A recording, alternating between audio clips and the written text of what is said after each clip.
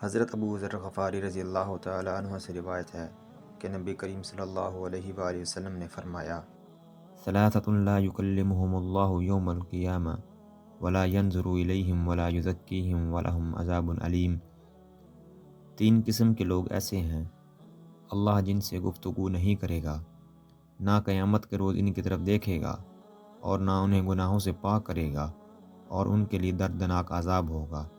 ابو ذر غفاری رضی اللہ تعالی عنہ نے کہا، خوابوا وخسروا من ہم یا رسول اللہ۔ ابو ذر غفاری رضی اللہ تعالی عنہ نے کہا، یہ تو تباہ ہو گئے، برباد ہو گئے یا رسول اللہ، یہ کون لوگ ہیں؟ آپ صلی اللہ علیہ وآلہ وسلم نے اس کو 3 دفعہ دہرایا۔